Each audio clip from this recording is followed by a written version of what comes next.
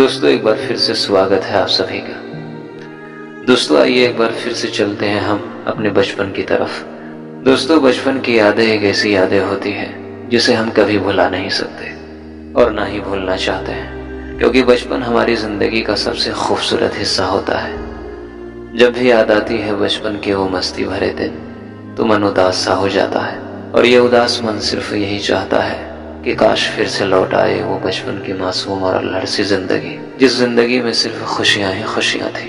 तो चलिए याद करते हैं बचपन की उन हसीन और खूबसूरत यादों को जहां जिंदगी में सिर्फ खुशियां ही खुशियां थी।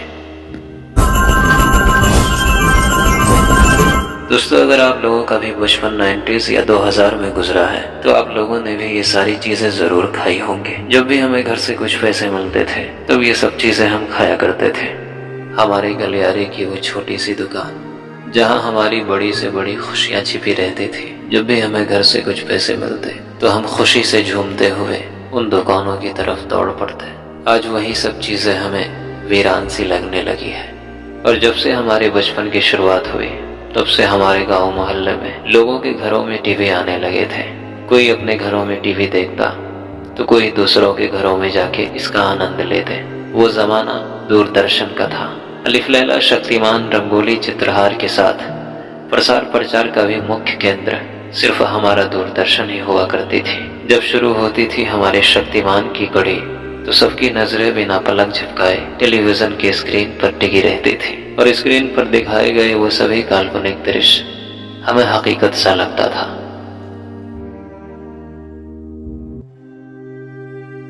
और दूरदर्शन में दर्शन इन सब चीजों का भी करना पड़ता था। कभी मौसम की खराबी तो कभी प्रसारण में रुकावट तो कभी चलती शो के बीच से लाइट का चले जाना। ये सब चीजें मन को बहुत ही क्रोधित करती थी। और उन दिनों सभी की छतों का दृश्य कुछ अलग सी हुआ करती थी। हमारे समय की टीवी एंटीना भी कुछ अलग सी हुआ करती थी। टीवी का एंटीना भी ऐसा जहाँ चिड़िए भी आके अपना डेरा जमाते। कभी किसी कारण ये एंटीना टूट जाए या कुछ हो जाए तो लोग साइकिल के रिम को अपना देसी जुगाड़ से एंटीना बना दिया करते। वो दौर 90s का था जहां मिडिल क्लास फैमिली के पास एक स्कूटर का होना भी बहुत बड़ी बात हुआ करती थी। जिसके पास भी ये स्कूटर होती उसकी खुशी में चार चांद लग जाते। एक स्कूटर पे 4 से 5 लोग बैठ के कहीं से कहीं घूम जाते। उस दौर में मिडिल क्लास फैमिली के जीवन को और भी खूबसूरत और हसीन बनाती थी ये स्कूटर। ये छोटी सी स्कूटर लोगों के जीवन को बड़ी से बड़ी खुशी देती थी। और आजकल के बच्चे बहुत जल्द ही कलम पकड़ लेते हैं। हम लोग तो बहुत दिनों तक इसी पेंसिल से लिखते रहे, अलग अलग तरह की पेंसिल ट्राई करते रहे, लेकिन ज़्यादातर इस्तेमाल हमारा नटराज पेंसिल ही हुआ करती थी। और इस पेंसिल को रखने के लिए सभी बच्चों के पास एक सिंपल सी पेंसिल बॉक्स हुआ करती, जिसमें पेंसिल के अलावा और भी बहुत चीज़ें इसमें रखा करते। और 90s के सभी बच्चों को याद होगा इरेजर लाइट।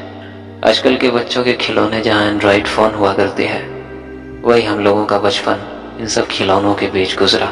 इन सब खिलौने के बीच में ही हमारी सारी खुशियाँ छिपी रहती थी। कोई भी खिलौना हमारे पास 4 से 5 दिन रहती, उसके बाद हम उससे बोर हो जाते। ऐसा किस किस के साथ होता था कमेंट में ज़रूर बताना। और वही सूरज, पहाड़ और नदियों की सिंपल और आसान सी पेंटिंग सभी बच्चों की ड्राइंग बुक में होती, लेकिन मेहनत बहुत करनी पड़ती थी इस तरह की पेंटिंग्स को बनाने के लिए। और एक बहुत ही खूबसूरत सा दौर इस रिक्शे का भी था। आजकल इस रिक्शे की जगह इलेक्ट्रिक रिक्शे ने ले ली है।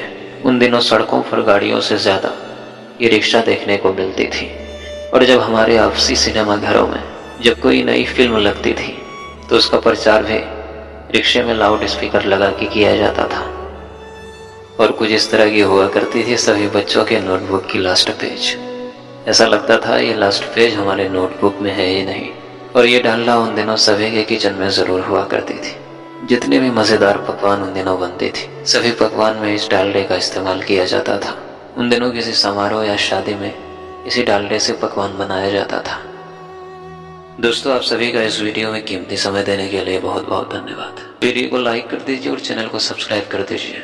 मिलते हैं फिर से अगले वीडियो में किसी ऐसी ही पुरानी यादों के साथ। तब तक के लिए धन्यवाद।